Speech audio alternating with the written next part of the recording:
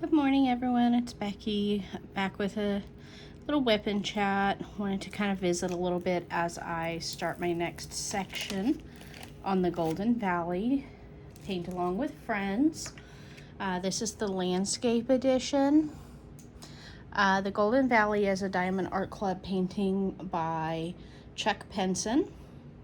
It's 36.6 inches by 27.6 inches. Has 53 colors. 2 of those are ABs. So as you can see, I've kind of turned a corner. I'm coming back up this way. So far, I've got about, this is about 10 inches worth of work, plus this area over here. And this is complete from top to bottom on this same width here. So I'm in this flower field right now. I've been super happy with the way this is coming out. Working with this large of a canvas has definitely been a challenge as you get towards the middle. Just because, you know, now you're kind of pulling this bottom part off the edge of the table to kind of bring the work area closer to you. I haven't had any issues with drills on the completed area coming off or anything like that, so I'm not terribly worried about it.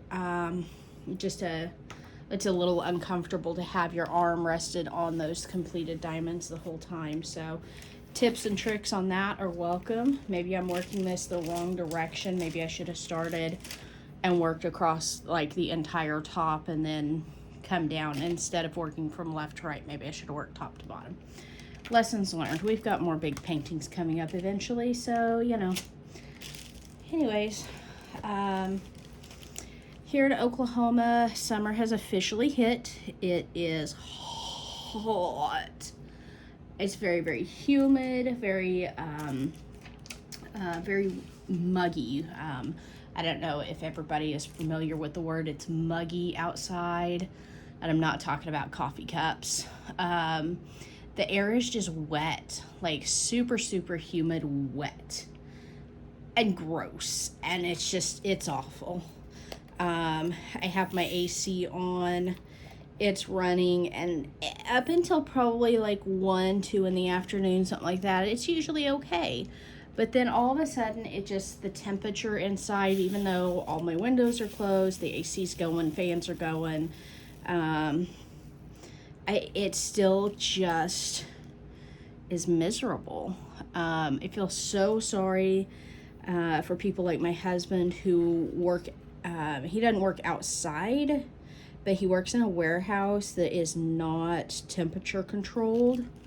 So he is just in this nastiness of heat. He drinks plenty of water during the heat. He doesn't typically drink a lot of water, but during this sort of heat, yes, he does. So in my last video, I opened a new diamond painting that I had gotten off of a D-Stash website, or D-Stash Facebook group rather, and it had one of these little skinny 4-placers in it. So I've been giving it a try, and it's been going okay, I think. It's not perfect, but it's better than the multi-placers I've used before. I just keep practicing at it, and I think I'm doing okay with multi-placing on some of these areas. Obviously, with this painting, there is a lot of confetti, so it's not easy to get to multi-place everywhere. But like this, I've laid down 8 in a row. So I'm going to kind of take my little straightener and lay it up against there. And just kind of give them a little nudge just to make sure that they're laying straight and even-ish. They don't have to be perfect. They're going to come out better. You know, it's going to look fine whenever the picture's all said and done. So yeah, I've been trying to do a little bit of multi-placing just because I wanted to try it since I've got this nifty new narrow. Like I said, it's very narrow in comparison to, like, this is a 3-placer that came with a budget painting. I don't know if you can see the difference in the width but it does definitely make a huge difference, especially on these square diamonds, trying to pick them up with a skinny multi-placer. So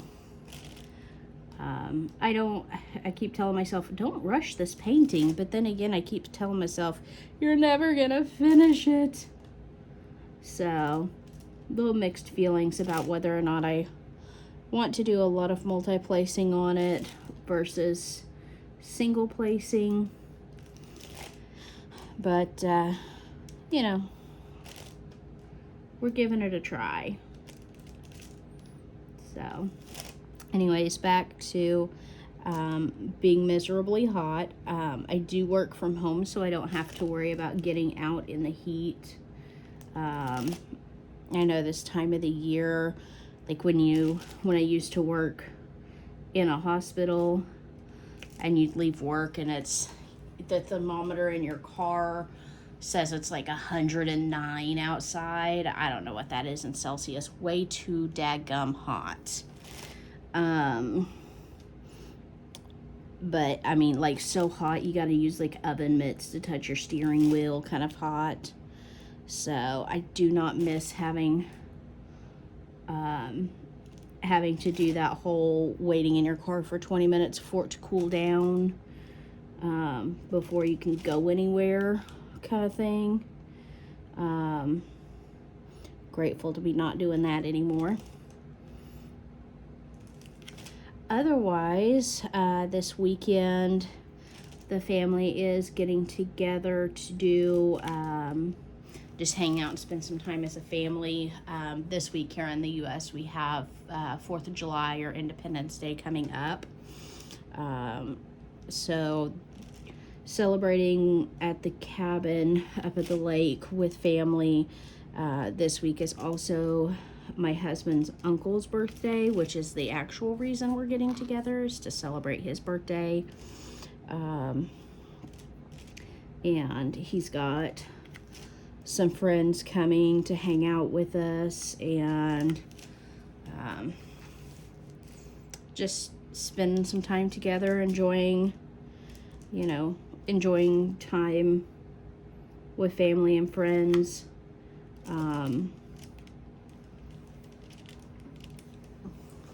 That's kind of what we've got going this week. Growing up, as 4th of July holiday for us was always very fun. We would go out to my aunt and uncle's house and do hamburgers or hot dogs on the grill, and we would put on our own little fireworks show. They were way out in the country and had large open fields, so we were able to set off our own little fireworks show. We would spend time fishing at my uncle's pond. There was some really terrible karaoke that happened. We're not going to go into that.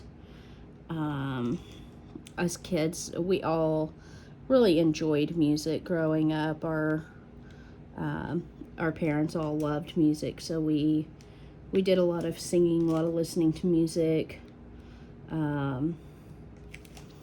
We didn't have to worry so much about, trying to tune in to any radio stations, because they were all pretty well set for us. By this point, I was born in 84, so I'm 39 years old. So we had FM radio. And so it was easy to just tune in to whatever type of music we wanted. Back then,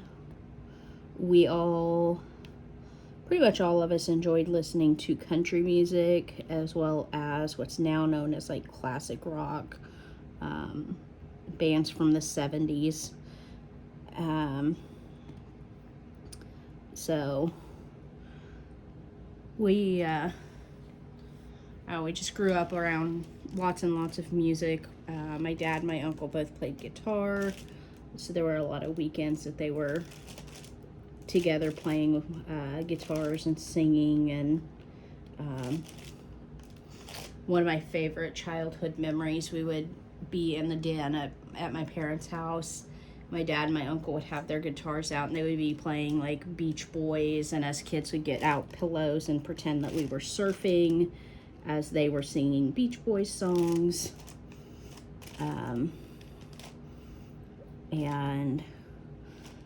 We also liked to play what we referred to as monster trucks. I have 2 siblings, so there were 3 of us, and there were 3 cousins.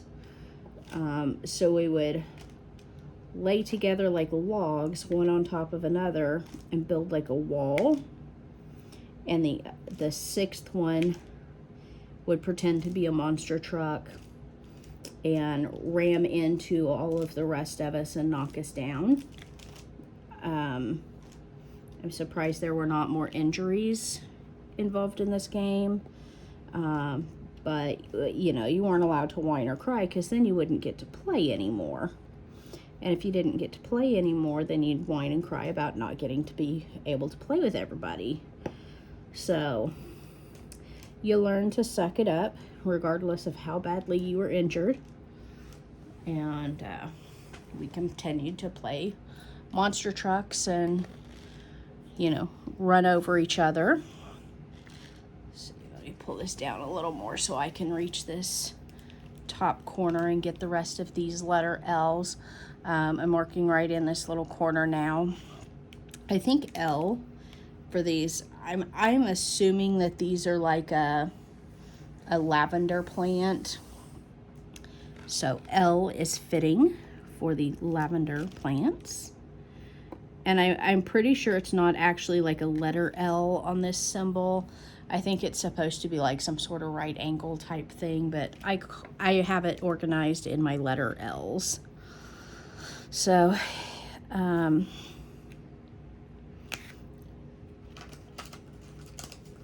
my release papers that I got a while back have come in really handy, like right here where I've got a big open area. I can lay one of those down and be able to work without my hand sticking to the painting. Helps prevent, you know, oils and things from my skin getting onto the canvas. We do not need any more glue issues on this thing. So anyways, yeah, we had a fun childhood when we were little. It was, you know, just lots of running around in the country, and because my aunt and uncle lived out in the country, and we did as well. We didn't have as much land as my aunt and uncle did, but we were still able to run around like crazy children and play in barns and, you know, have fun with that part of childhood.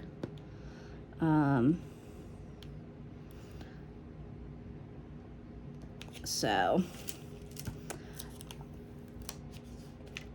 anyways, DP Crazy Lady asked the other day what everybody's first car was.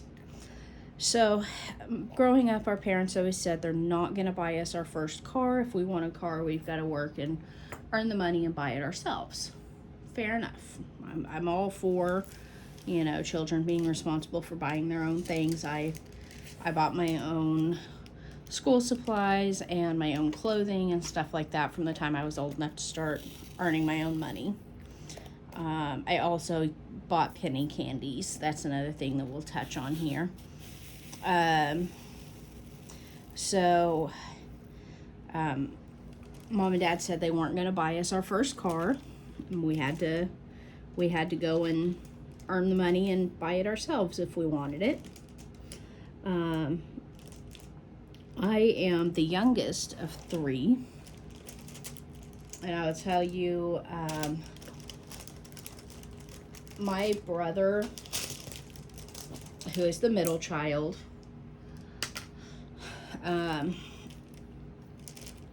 he learned to drive and did fine, but he took his time getting his first car. He saved up quite a bit for that first vehicle.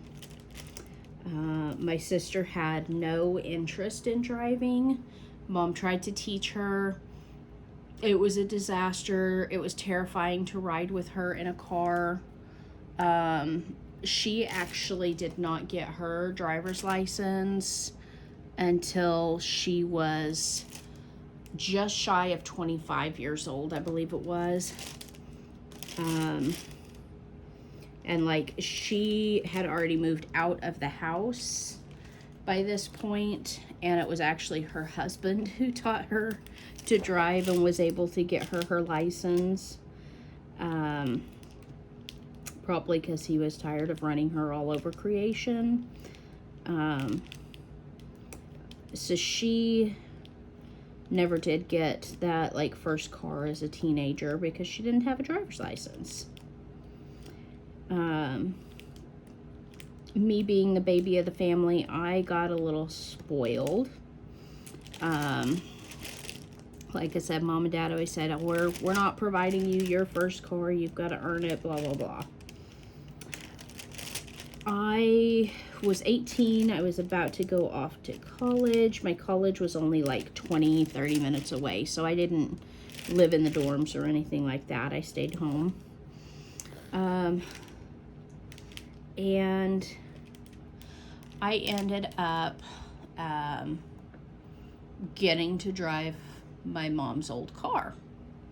She had gotten a new car using the inheritance that she got from her mother when she passed away. And so Mom and Dad had a spare car, so they let me drive it. So Mom and Dad actually provided me my first car, which was a 1995 Dodge Stratus. It was sky blue, so I really liked the color. Blue is one of my favorite colors. It was the exact same color of the sky and reflected clouds beautifully, so birds hit it a lot. A lot. It was kind of a death trap of a car. Like I said, animals would hit it a lot. When my mom was still driving it, it got hit in a parking lot, and the person who hit it did not leave a note, so it had like this big old dent in one of the back quarter panels. And then one day Mom was driving it. It was parked in the parking lot at her work, and the delivery driver who brought like their food supplies, she worked in a fast food restaurant at that time, the semi-truck driver hit it, and fortunately hit it in the exact same spot. And so that semi-truck driver's company had to pay for the repairs on this. We were fortunate that it did get hit in the same spot, and so 2 accidents repaired with 1 visit to the body shop. But that was my first car that I drove on a regular basis. However, I did have a my first car that I bought was a GMC Jimmy, so it was an SUV. Trying to move this plastic out of the way so it's not totally annoying you guys and me.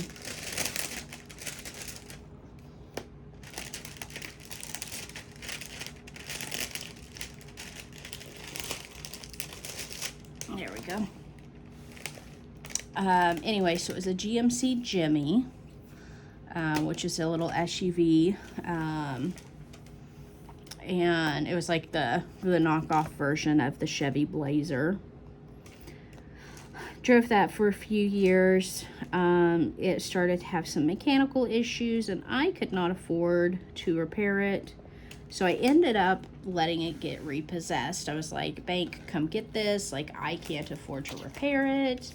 I've already bought another vehicle that I'm paying cash for through a family friend. So like, I can't afford to pay for this car, pay for the repairs on it, and pay for the one that I'm actually able to drive. So I did end up getting my very first car that I bought repossessed by the bank. It took a hot minute for them to be willing to come get it, which kind of surprised me. I was like, you know, why don't y'all want to come get this car? And they're like, we want you to try to sell it on your own and pay us our money. I'm like, nobody's going to buy a car that doesn't run. Like, y'all don't understand. Like, it doesn't run. It won't start.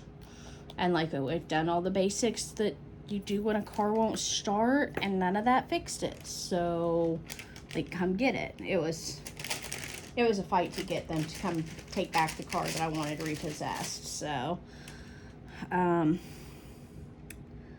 yeah, that was a little trip down memory lane. First car. Anyways, penny candies. Lazy Retired Granny had mentioned buying penny candies as a kid. When I was very little, like from newborn to just shy of 7 years old, we did live in town. It was a small town. It was like 8 blocks long, 4 blocks wide, and had like 9 churches. It was like teeny tiny little Bible Belt town. Anyways, so there was one gas station when I was little that did sell penny candies. So I would go to my grandmama and I would say, hey, I'd like some money for some candy. And she would say, well, okay, here's some chores to do. So I would do, I mean, it was like, you know, weeding the flower bed, or like, you know, helping with laundry, and, you know, nothing difficult. Just, you know, here's a couple little chores you can do to earn $1 or $2. And so I would go to, it was called Gibble Gas. I don't know if that was a national chain or just something local, but that's what it was. It was Gibble Gas, Gibble. And I would go while Mom was, you know, paying for her gas or whatever, and I would go over to the candy aisle and plop down on the floor, and I would start counting out 100 Tootsie Rolls, because I had $1, which was 100 pennies, so I got 100 penny candies. And the very first time I did this, my mom was like, well, no, you can only get like 96 or 97, whatever. I'm like, but I have 100 pennies because it's $1. And she says, yes, but taxes. And the gentleman who ran the store said, oh, don't worry about the tax. I'll cover that for you. Let her get 100 of them. If she can count to 100, you know, this was at, you know, 4 or 5 years old. He was like, if she can count to 100, I'll sell her 100 for $1. And I'll take care of the tax. So I would count out my 100 Tootsie Rolls, and I would, you know, plop them up there on the counter, and he'd put them in a little brown paper sack, and I'd go home and I'd have my 100 Tootsie Rolls. They also had bubble gum. I would sometimes get a mix of them, but I still, to this day, Tootsie Rolls are still one of my weaknesses, one of my favorite candies, and I will just sit and eat them. So try not to buy them often because they're just not good for us. So that was my penny candy. I also didn't buy a whole lot of bubble gum because my grandfather had a butcher shop, and he always had bubble gum at his shop. And he would buy like this big huge tub, the same tub they were selling these penny candies out of. He would have a whole tub at his shop, and we were always allowed to have as much bubble gum as we wanted. He didn't care if we chewed 10 pieces in a visit, or, you know, 5 or 100. You know, we could have as much as we wanted. His only rule was you don't swallow your bubble gum.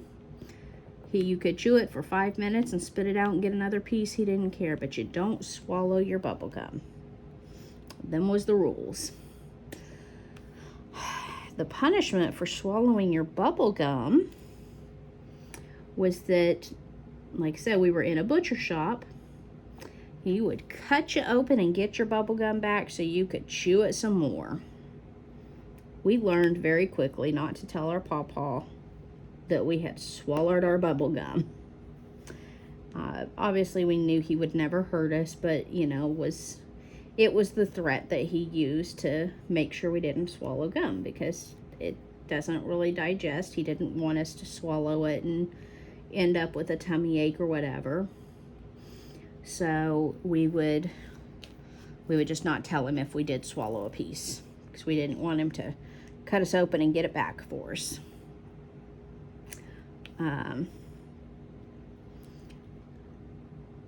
So I didn't need to buy bubble gum when I got my penny candy, because I could just go to Papa's and get all the bubble gum I wanted. So why would I buy bubble gum?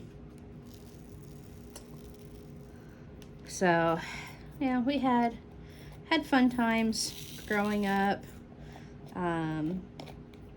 You know, it was a fairly good childhood, I think. Like, you know, it wasn't without its issues here and there, but it was a good childhood, I thought.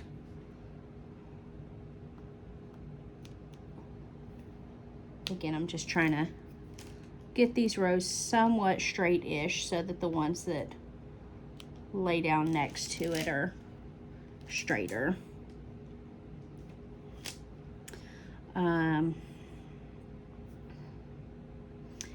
Let's see, growing up, aside from playing out in the country and getting threatened to cut my belly open to get my bubble gum back if I swallowed it, I played basketball.